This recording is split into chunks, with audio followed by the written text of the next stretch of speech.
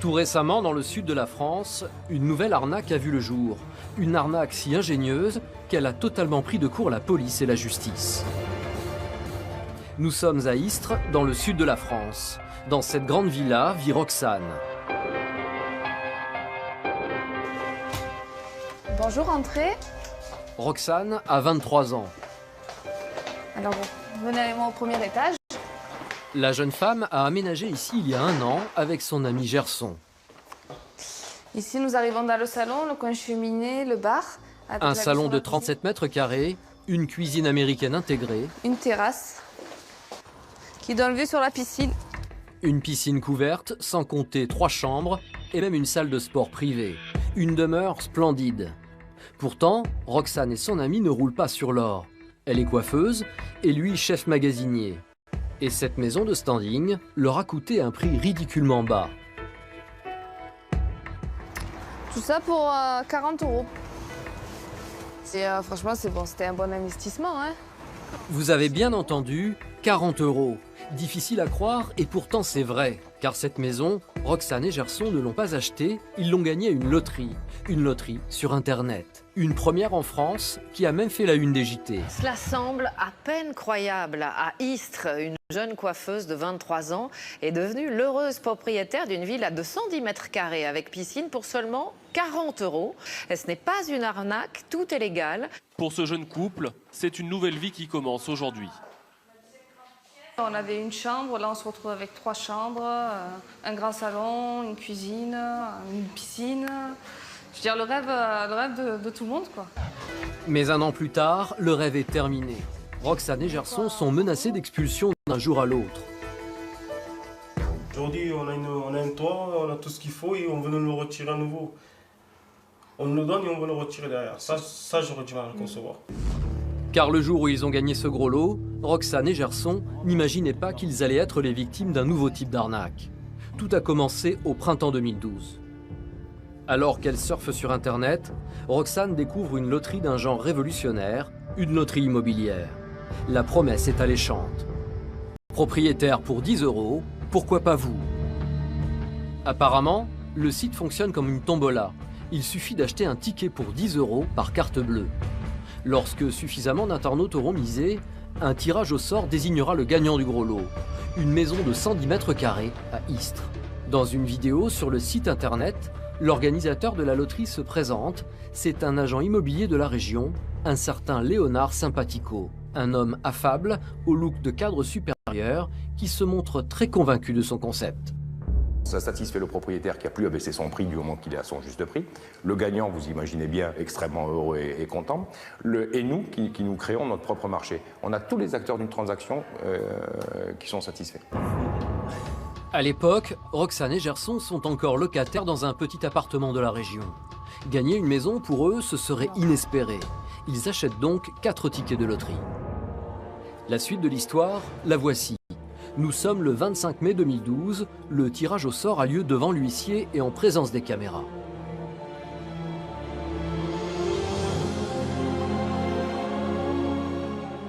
L'organisateur de la loterie, Monsieur Sympatico, appelle les gagnants. Roxane et Gerson. Vous avez participé à un jeu pour gagner une maison? Oui, c'est ça. Le tirage au sort vient d'avoir lieu. Oui. Et vous êtes l'heureuse gagnante. Quelques jours plus tard, le couple vient prendre possession du gros lot. Champagne, interview, petit four. Roxane et Gerson sont tout à leur bonheur. Alors, qu'est-ce que vous en pensez? C'est magnifique, c'est trop beau.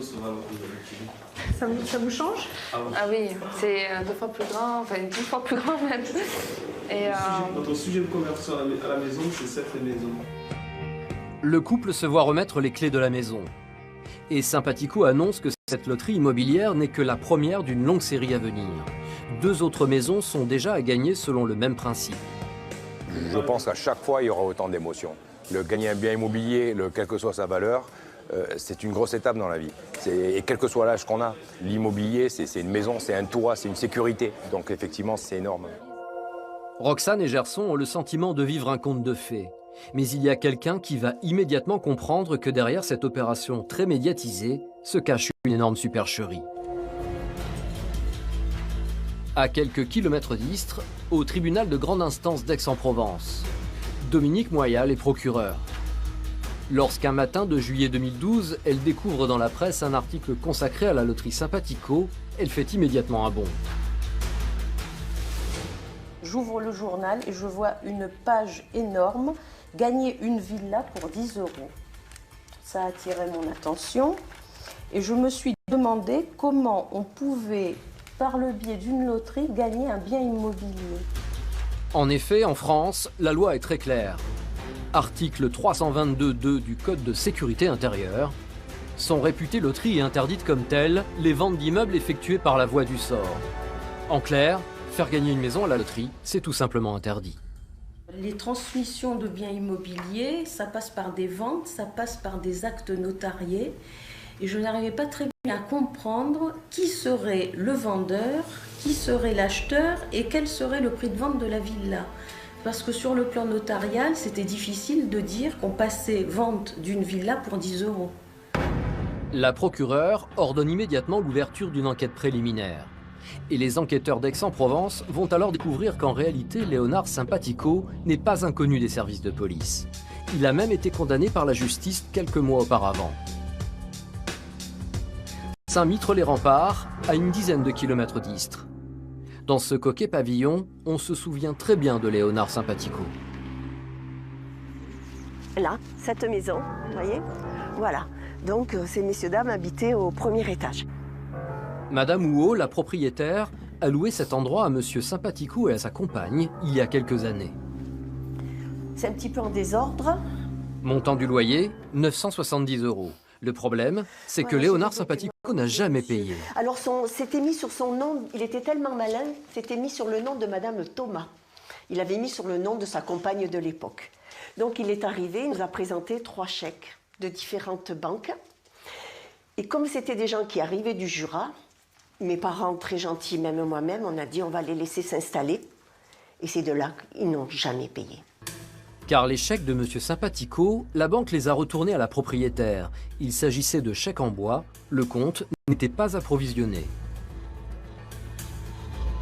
Vous avez fait des faux chèques, c'est ça? Ah, mais il n'a pas arrêté. Il n'a pas arrêté de faire des faux chèques. Et donc, chaque fois, quand on lui disait « mais il faudrait que vous régularisez votre situation », mais il était tellement adorable, il avait toujours une manière très enjôleuse et bien enrobée, eh bien, il vous embobinait et on attendait une semaine, puis ça n'arrivait jamais. Lorsqu'elle a compris qu'elle avait affaire à un mauvais payeur, la propriétaire a engagé une procédure d'expulsion. Mais la procédure a duré 18 mois, et pendant ce temps, les loyers impayés se sont accumulés. 16 220 €. Cette somme, Léonard Sympatico ne l'a jamais remboursée, même après sa condamnation par les tribunaux. Il était insolvable, ce monsieur. Vous vous rendez compte? Insolvable. Et si Léonard Sympatico était insolvable, c'est que d'après notre enquête, à cette époque, l'homme vivait d'expédients et de petites arnaques. Nous avons retrouvé un ami de sa famille. Sous couvert d'anonymat, il a accepté de nous parler de Monsieur Sympatico. Bonjour. Nous découvrons que l'agent immobilier a un faible pour les jeux d'argent. Il jouait, apparemment, c'était un joueur. Hein. Avec ces histoires de jeux, là, toujours des problèmes d'argent. Voilà. Au lieu d'être fourmi, c'était une cigale. Hein. Ce serait donc cela le secret de Monsieur Sympatico, une addiction au casino. D'après ce témoin, l'homme aurait été jusqu'à voler le chéquier de sa propre fille. Il a pris le chéquier de sa fille et sa fille est interdit bancaire. Il a pris le chéquier et puis il a fait des chèques en bois. Donc la banque, ouais, vous êtes interdit bancaire. On va dire que c'est mon père qui a pris le chèque. Enfin, si c'est pas un escroc, faut m'expliquer ce que c'est. Mais si Sympatico est un vulgaire escroc, comment est-il devenu cet élégant agent immobilier filmé par toutes les caméras du pays? Les enquêteurs vont découvrir qu'en fait, cette fameuse loterie n'est qu'une vaste arnaque. Une arnaque dont Sympatico aurait volé l'idée à quelqu'un d'autre. Samir Amian est propriétaire immobilier de la région d'Istres. C'est à la fin de l'année 2010 qu'il fait la rencontre de Léonard Sympatico. Voilà, on y va. L'homme s'est présenté à lui comme un agent immobilier à la recherche de nouveaux locaux. Ça tombe bien, car Samir possède à l'époque quelques hangars aménageables dans la zone artisanale. Les deux hommes vont faire affaire. On avait fait un bail précaire de 2 ans et il avait payé l'intégralité de l'année. Comment Sympatico a-t-il trouvé l'argent pour payer 1 an de loyer d'avance? Les enquêteurs cherchent toujours à le savoir. Ce qui a surpris Samir à l'époque, c'est surtout que l'agent immobilier semblait avoir besoin de très grands espaces. Alors ici, en fait, c'est une pièce qu'on avait mis à disposition parce qu'il avait besoin d'un grand espace pour faire des réunions, faire le cerveau de la gestion de tout part par là. Il y avait 2 secrétaires ici avec tous les ordinateurs pour les transferts, etc. Et là, c'était son propre bureau qui était là. Vous voyez? Voilà son propre bureau. Et c'est au cours d'une simple conversation avec Samir que l'idée d'une loterie immobilière aurait été évoquée pour la première fois. Et un jour, je lui ai comme ça parlé comme ça, et ça l'a un peu... il a fait tilt, et puis pop, il était intéressé par l'idée. La réalité, c'est qu'en France, seule la Française des Jeux est habilitée à gérer les loteries. Samir abandonne donc le projet. Mais Sympatico, lui, refuse de jeter l'éponge.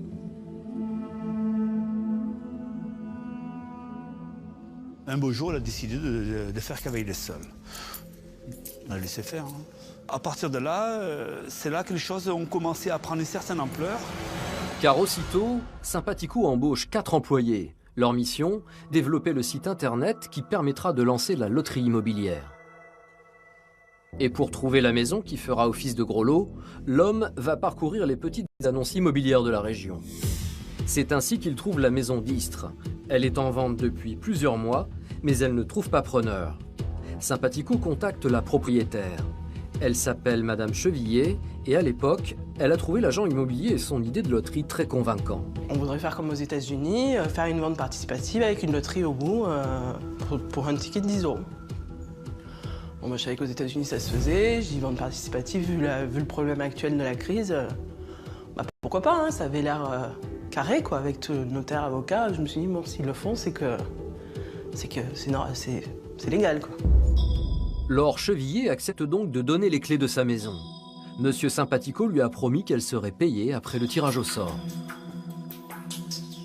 Tout est donc maintenant en place pour que la première loterie immobilière de France soit lancée. Sur le site internet, la maison de Madame Chevillet attire les internautes. Les mises de 10 € commencent à affluer. Il faut dire que pour faire parler de son idée, Sympatico n'a pas hésité à jouer le choc de l'image.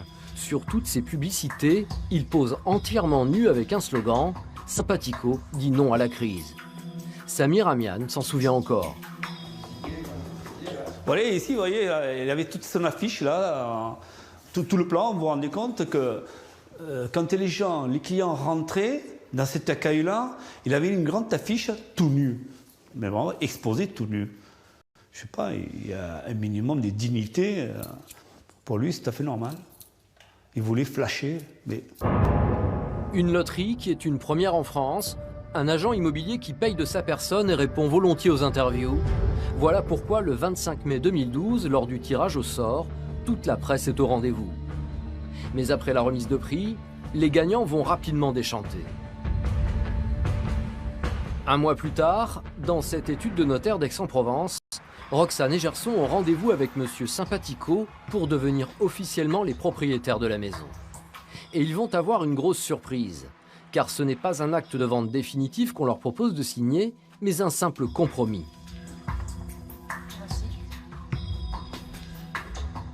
Normalement, ça aurait dû être un acte définitif, quoi, l'acte de propriété. Quand vous gagnez, pourquoi passer par un compromis de vente? C'est pas très logique. Mais face aux inquiétudes du jeune couple, l'agent immobilier se montre rassurant. Qu'est-ce qui vous a été expliqué? Que vu que c'était la première en France, que c'était tout à fait nouveau, on passait d'abord par un compromis de vente parce qu'on ne sait pas trop comment faire pour le moment. Donc il a dit, je prends des mesures, des précautions. Je vous fais d'abord signer un compromis de vente. Nous ne connaissons rien, Donc je dis bon, on fait confiance, la personne a l'air de maîtriser, il y a le notaire en face de vous. Vous dites bon, 2 personnes compétentes quand même, on va pas remettre leur parole en doute. Roxane et Gerson acceptent le compromis de vente.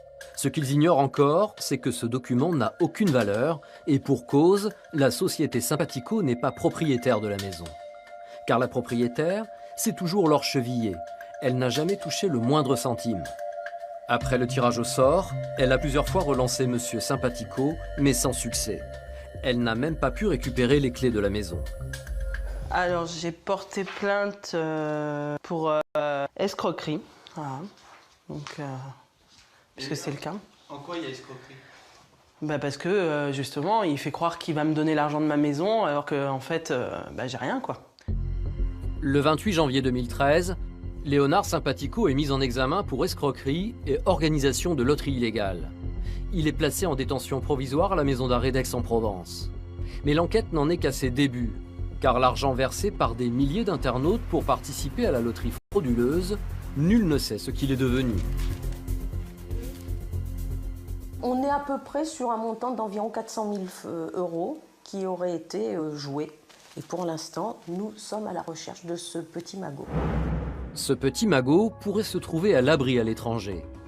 C'est en tout cas l'opinion de Samir Amian, l'entrepreneur qui louait son hangar à Léonard Sympatico. Et on sait où il est passé l'argent? Écoutez, je pense qu'il y a de la famille au Maroc. Parce que je sais que j'avais discuté avec la secrétaire où elle faisait des virements. Il l'obligeait à faire des virements à l'étranger. Donc il suffit de savoir où c'est parti. Hein. Cet argent était allé quelque part, soit au Maroc, soit en Espagne. Une seule chose est sûre, c'est que l'escroquerie spectaculaire de Léonard Sympatico a placé dans une situation précaire le jeune couple tiré au sort. Roxane et son compagnon vivent depuis près d'1 an dans la maison qu'ils pensaient avoir gagnée. Et à les entendre, il est hors de question qu'ils s'en aillent. Ce que vous voulez, en fin de compte, c'est que le contrat de base soit respecté. Voilà, c'est ça. On a joué, on a gagné. Après, ce qui s'est passé derrière, franchement, on n'y peut rien. Parce que franchement, vous nous mettez quelque chose devant nous, dites il faut faire ça pour l'avoir. On fait, on l'a. Après, ce qui s'est passé derrière, c'est pas notre problème. C'est comme vous demandez à quelqu'un de l'euro million qui a gagné des sommes énormes, dit en fin de compte, il faut que tu le rendes, c'était pas légal. Je pense pas que la personne voudra rendre son gain. On dit pas qu'aujourd'hui on a la même situation, mais voilà, on aimerait que, voilà, faire tout pour garder notre maison, que les choses soient réglées derrière. Notre toit surtout, c'est ça en fait. Parce que nous, à l'heure actuelle, on n'a que ça. De son côté, la vraie propriétaire de la maison, Laure Chevillet, attend que l'enquête aboutisse. Mais elle a la ferme intention de récupérer son bien. Ça veut dire que l'occupante actuelle, elle va devoir partir si elle... Ou elle a les moyens de me racheter la maison, ce qui aujourd'hui, malheureusement pour elle, n'est pas le cas. Ou oui, à un moment donné, elle sera obligée de partir. Depuis notre tournage, Léonard Sympatico a été condamné en juin 2016 à 4 ans de prison, dont 2 avec sursis, et mis à l'épreuve durant 2 ans. Obligation de réparer les dommages causés et interdiction d'exercer une profession commerciale ou gérer une entreprise.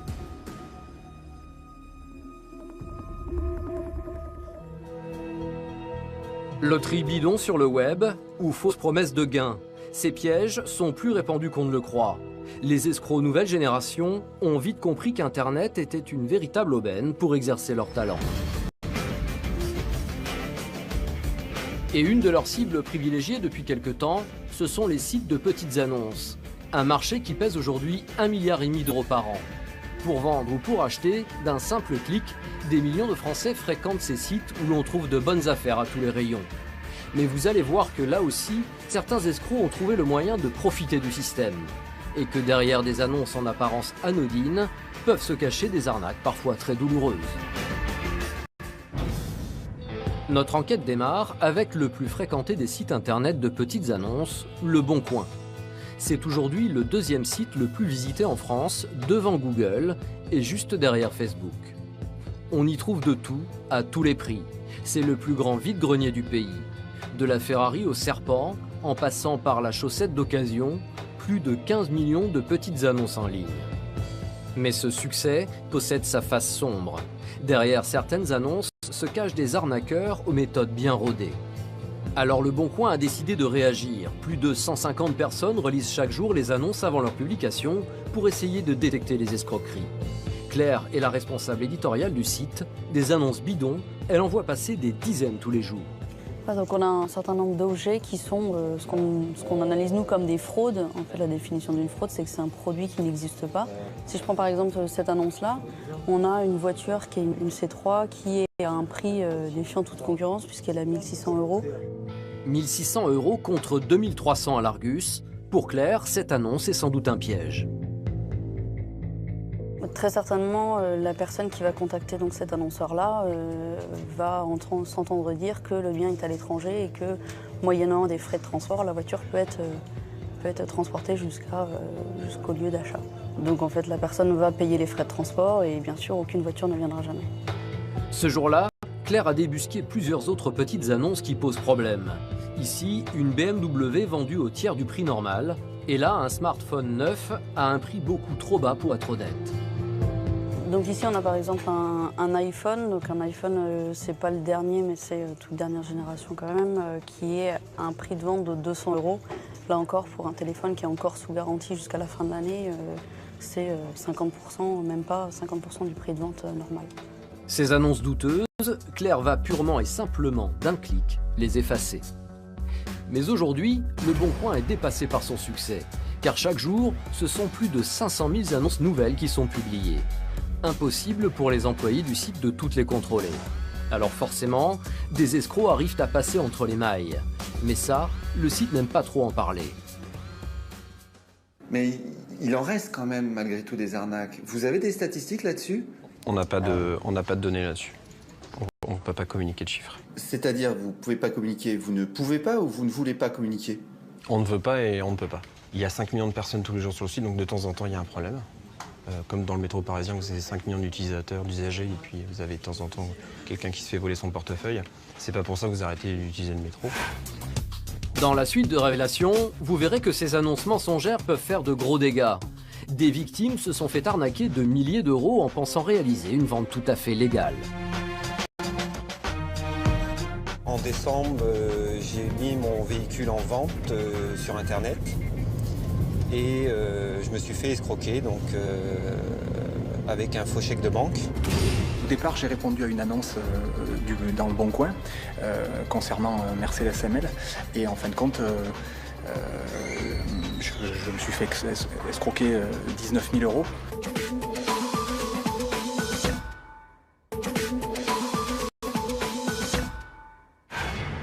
Sur Internet, les sites de petites annonces pullulent. Et vous allez voir que même en prenant beaucoup de précautions, il est parfois difficile d'échapper à la ruse des escrocs les plus audacieux. Cet homme est recherché par toutes les polices de France. C'est un voleur de voitures qui a mis au point une technique parfaitement rodée. Il a été filmé par une de ses victimes avec un téléphone portable. Seulement quelques minutes avant qu'il ne disparaisse avec le véhicule qu'il lui a dérobé. L'inconnu court toujours, son mode opératoire est imparable. Tout commence à La Rochelle. James Favreau est commercial dans l'ameublement. Et la voiture avec laquelle il roule depuis plusieurs mois, ce n'est pas la sienne. Car il s'est fait voler son 4x4, un véhicule d'une valeur de 12 500 €.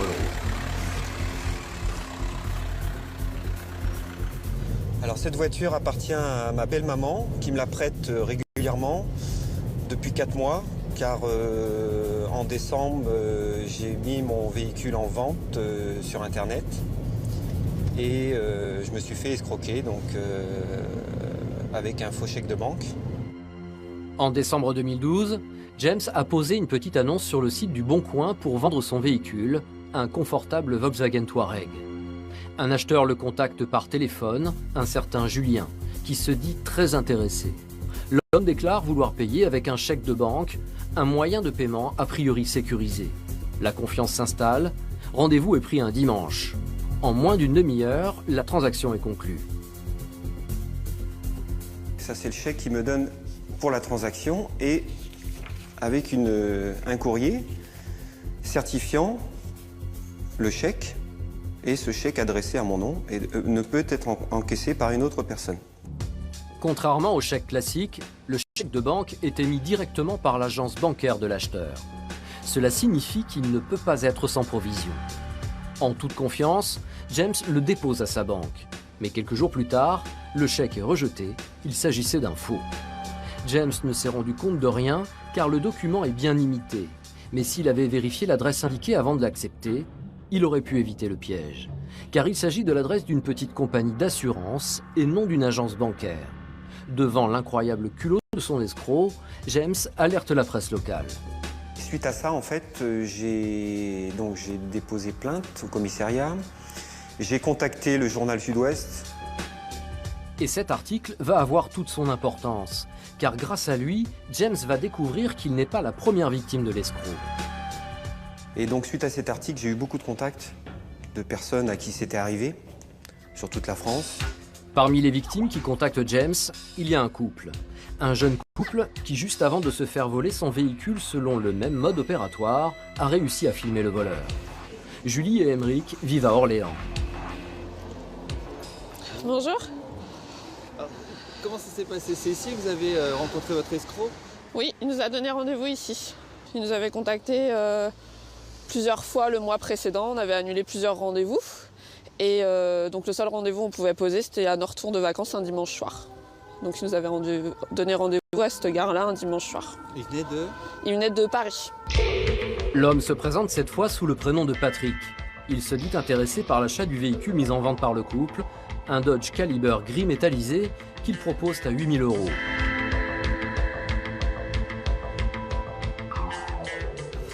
Bah, il était jeune, grand, habillé comme un jeune, donc forcément, jogging, basket, t-shirt. Premier abord, pas forcément, il m'était pas forcément à l'aise parce que très timide, et puis bah, après ça a été.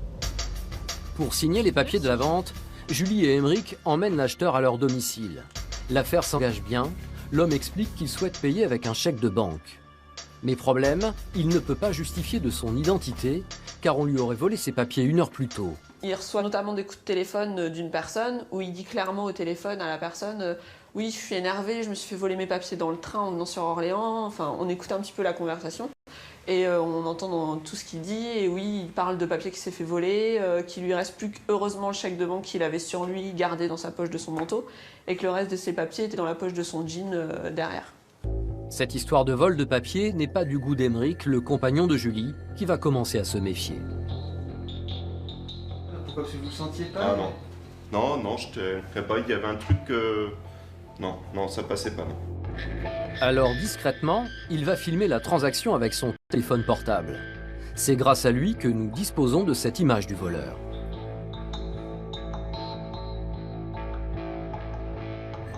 Vous êtes en train de signer avec lui, en fait? Oui, je suis en train de signer. Je sais pas qui le filme non plus.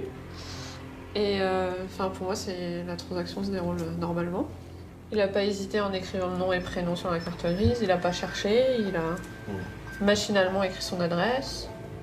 Mais l'adresse indiquée est fausse. Il n'existe aucune avenue de la Couronne à Paris. Le chèque, cette fois encore, est un faux. Une fois de plus, l'arnaqueur a fait preuve d'un incroyable sang-froid. Julie et Émeric à Orléans, puis James à La Rochelle, l'homme a déjà volé 2 voitures. Il s'apprête à faire une 3e victime, mais cette fois, il va commettre une erreur. Nous sommes à Tonneins, dans le sud-ouest de la France. Didier Lortz est agent immobilier. En décembre 2012, il décide de se séparer de sa voiture, une 308 cabriolet. Un petit bijou pour lequel il rédige une annonce sur le site du Bon Coin. J'avais mis un prix de vente à 14 900, en sachant qu'au moment où ça s'est passé, elle était toujours encore cotée entre 15 et 16.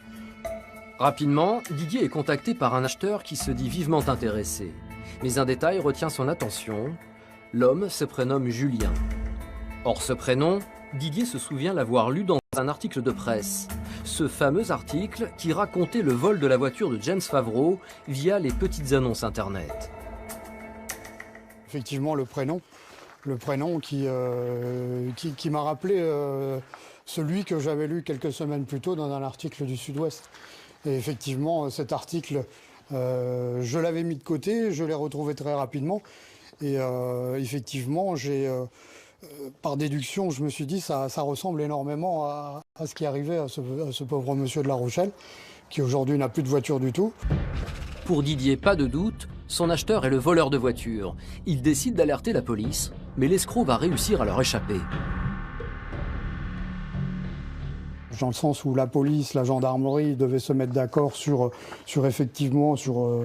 le mode opératoire et ça a fait que mon client a commencé à être un peu suspicieux et du jour au lendemain a disparu dans la nature.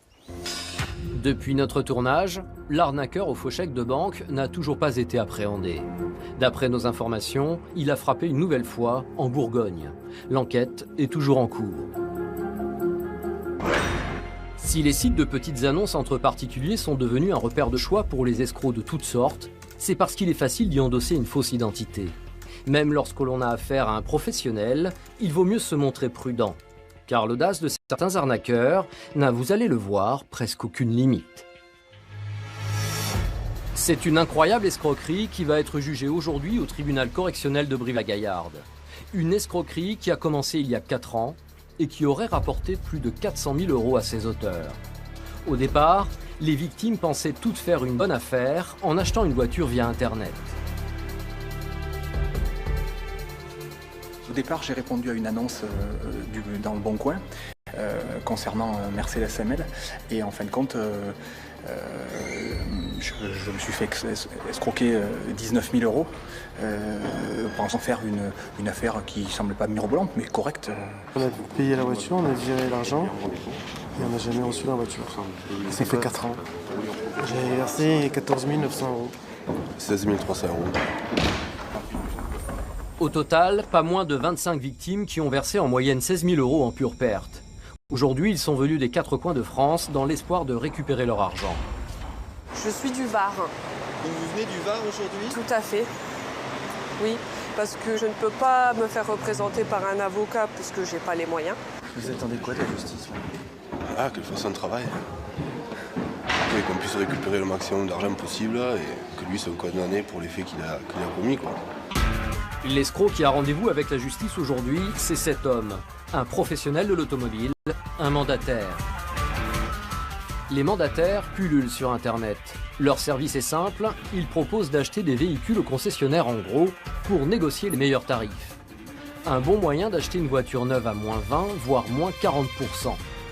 Le mandataire demande toujours une avance, entre 1 000 et 30 000 € selon la valeur du véhicule. C'est parfaitement légal et beaucoup de Français y ont recours. Mais dans l'affaire qui est jugée ce jour-là, le mandataire a empoché les avances et n'a jamais livré les véhicules. Quelques heures avant l'audience, nous avons rendez-vous avec son avocat. Un dossier difficile à défendre car son client a déjà un casier judiciaire bien rempli. Il s'agit d'un ancien policier condamné pour tentative de vol dans l'exercice de ses fonctions.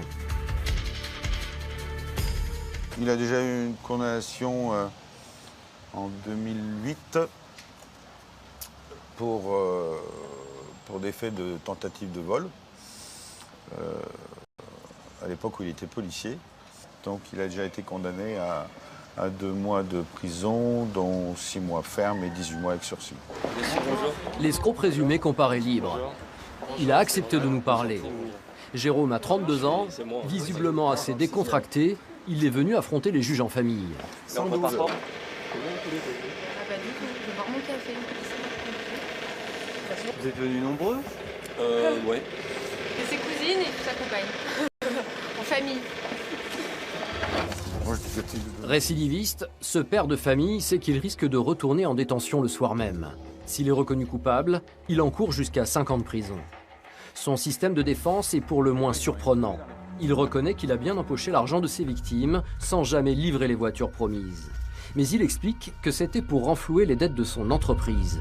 Il se serait laissé en fait déborder par des travaux plus chers que prévu dans les locaux de sa société de mandataire. Ça dérape déjà quand j'ai commencé les travaux dans le sud. 50 000 € de travaux. Au départ, c'était pas être censé coûter aussi cher.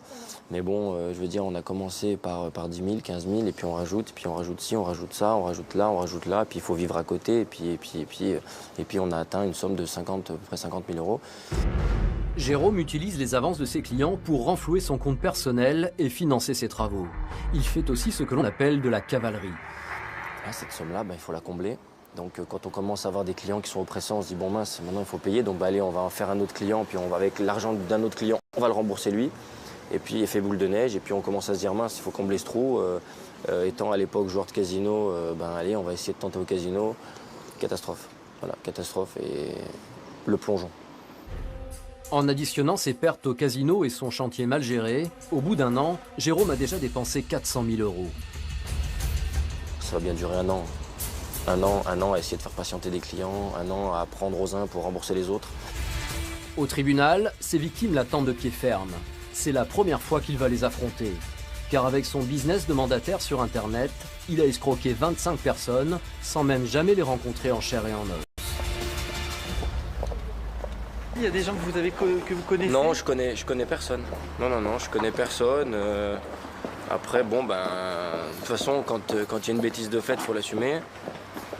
Bon, c'est vrai que croiser le regard des gens, c'est pas forcément évident. Mais bon, on va essayer de faire face à tout ça, le plus dignement possible. Jérôme n'est pas le seul mis en cause dans cette affaire.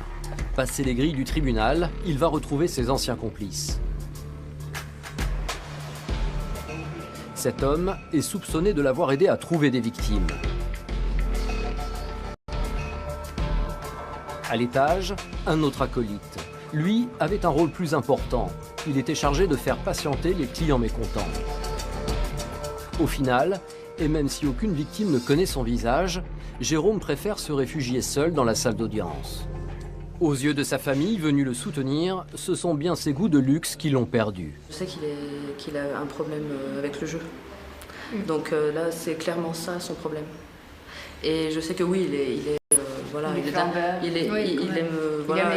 les belles choses, pas narcissique, mais voilà. Et donc, oui, ça lui a monté à la tête. Moi, voilà, c'est ce que je pense. Où est l'argent? Jérôme a-t-il vraiment dépensé 400 000 € en à peine plus d'un an? C'est ce que la justice veut comprendre. Premier accroc pour sa défense, la présence de ses cousines et de sa compagne va le desservir.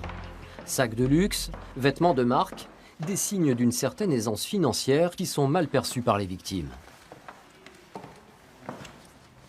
Vous avez vu comment sont habillées les filles? Tout ce qu'ils envoyaient pour s'acheter les Vuitton, c'est comme tout seul ici, on va travailler pour.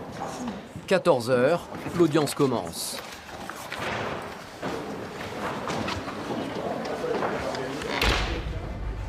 À la barre, les acolytes reconnaissent les faits, mais l'absence de remords du mandataire escroc va provoquer un incident d'audience. Une des victimes, excédée, quitte la salle.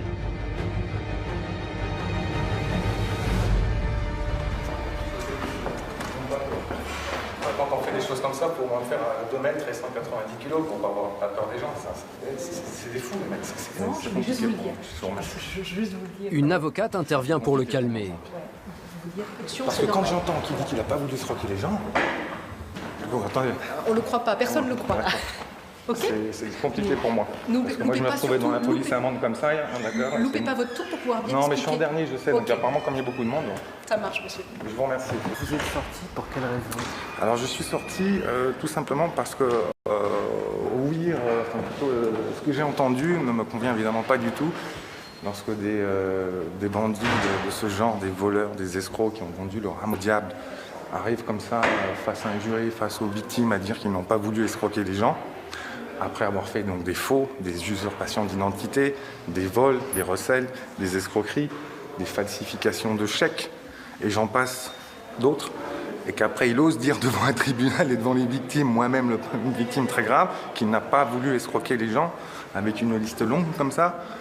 Je ne peux pas entendre ce genre de propos dans mon cas. Si cet homme est en colère, c'est qu'il est la victime qui a subi le plus gros préjudice. C'est un professionnel de l'automobile, très en vue sur la Côte d'Azur, un spécialiste de l'importation de véhicules allemands. Grâce à de faux documents, les escrocs se sont rendus en Allemagne et ont réussi à prendre possession d'un véhicule qu'il avait commandé. Une usurpation d'identité qui lui a coûté très cher. J'ai réglé donc un véhicule à l'étranger en Allemagne et ils sont allés donc le récupérer à ma place, en se faisant passer pour l'un de mes chauffeurs, en faisant un faux fondé de pouvoir, un faux tampon, tout faux. Forcément, ma voiture qui se trouvait chez le concessionnaire en Allemagne, lorsque j'ai appris qu'elle a été volée, je me suis rendu chez le concessionnaire, je suis allé porter plainte à la police allemande, logique. Lorsque je suis arrivé à la police, ils m'ont mis les menottes à moi, d'accord? ADN, ok, empreinte, photo, menottes. On m'a accusé, moi, d'avoir volé ma propre voiture. Ils sont quand même forts, hein. Valeur du véhicule, 33 000 € quand même. 33 000 € et 10 000 € supplémentaires pour le préjudice moral. Voilà ce que réclame cet homme. Les escrocs payeront-ils un jour? Personne n'y croit vraiment. C'est pourquoi les victimes réclament également une peine de prison ferme. Ils arrivent libres et ils vont repartir aussi libres qu'ils sont arrivés. Parce qu'aujourd'hui, vous roulez à 200 km/h. La prison ne réglera pas la situation. C'est une chose. Un, ça vous permettra pas de vous faire rembourser. Et deux, même s'ils vont en prison 1 an, 2 ans, ça ne les empêchera pas de recommencer derrière. Comment ça se finit ce genre de dossier habituellement? Ça se finit qu'on ne sera jamais payé. Puisqu'ils n'ont rien, ils l'ont dit à l'audience, hein. Ils n'ont pas de biens immobiliers, ils n'ont pas de voiture, ils n'ont absolument rien. Donc malheureusement, les clients ne seront jamais remboursés. 20 h, l'audience est levée. Le procureur a demandé 2 ans de prison ferme.